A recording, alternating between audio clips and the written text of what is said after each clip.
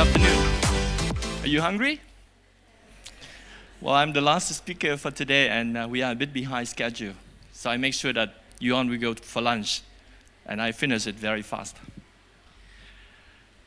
Most of the time, you start a business because you have a great idea. But some of the times, you start a business because you have a problem to deal with. And this is what I'm going to tell you about, how to deal with a problem and bring it to a global level. So, 10 years ago, I bought a bankrupt sugar company because I was interested in the property where they had the office. But after I disposed of the office and I got the land and I developed the land, I found out I had a huge problem to deal with. I have 500 hectares of plantation of sugar cane that I should think about. What would you do? That's a problem. Of course, it's farmland, so we have to do something with farming. And how do I start with farming without any background in agriculture?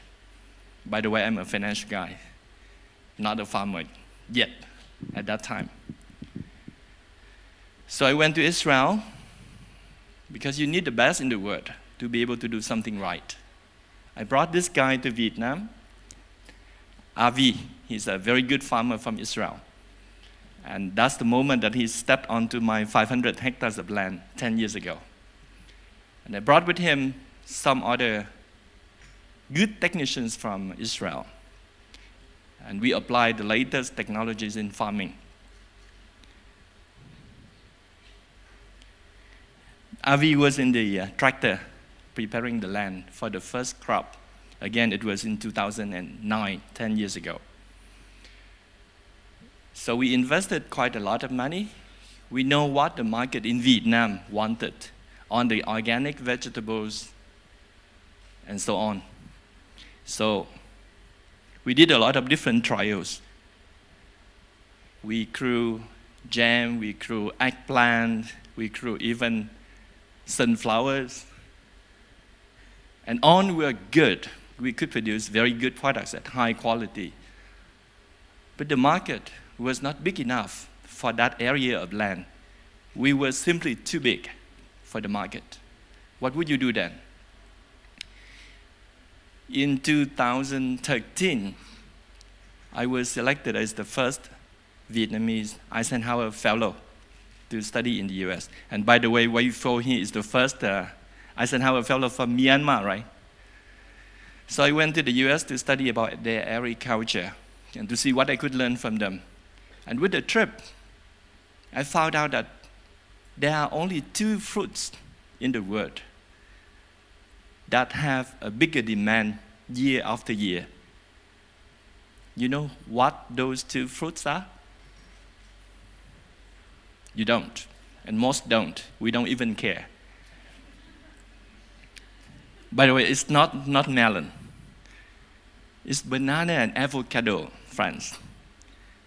These 2 fruits keep growing in demand year after year. And you will see that we will eat more banana, we will eat more avocado every year. And where do the supplies come from? From South America for the American continent or for Europe. And in Asia, the biggest supply comes from the Philippines, from some of our friends here in Davao, in the south of the Philippines. But in Asia, we have a huge demand for banana everywhere you go. And of course, the biggest market is China. So I started to grow banana in Vietnam for the Vietnamese market first. And we were quite successful. With a lot of efforts, with a lot of investments, we managed to have up to 30% market share, 30%. And we were happy. But that was not enough. You have to grow more if you continue to invest in the business and you want your shareholders to be happy. How do you do that? Of course, we could sell a lot to China. Chinese people are ready to buy everything we can produce, but of course, not at a high price. And only when they want it. Banana is a seasonal business. Sometimes you have a lot, and sometimes you don't have anything. And when you have a lot, they don't want to buy. So it's a very difficult business. How do we tackle a problem like that in our business? We have to think of the global market instead of just your own country or your neighbor. And when I looked out into Asia, I see Japan, Korea, and even the Middle East as very good markets.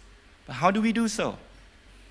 But luckily, because we became a very strong local player, Dove, the biggest name in banana in the world, came to see us. And it took me more than 2 years to negotiate with them. So this is a lesson for us young entrepreneurs. You can work with a very big name in the world, but you have to be careful. You have to plan in advance. You don't just follow what they want you to do. Because if you just follow whatever they tell you to do, you will become a slave. And none of us wants to be a slave.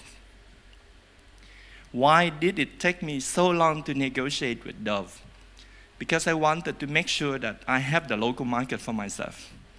And I want them to bring my products to the international markets that I wanted, Japan, Korea, and the Middle East.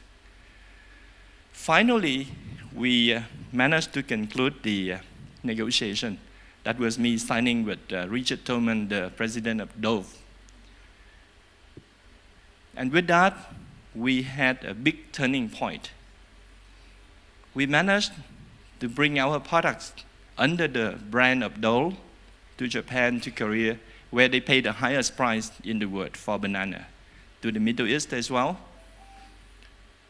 And finally, with all that effort, this is what we have today. The farm, the best farm in Vietnam, and the market share. Look at the last two numbers on your screen. In Vietnam now, Dole, supplied by us, Unifarm, has 18.5% market share. Unifarm, my own brand, my own company, has 55% market share. Together, we hold 73.5% of the market of banana in Vietnam. So out of the 4 bananas that you can find anywhere in every supermarket in Vietnam, we have 3. And we are also the biggest in Japan and in Korea. Thank you.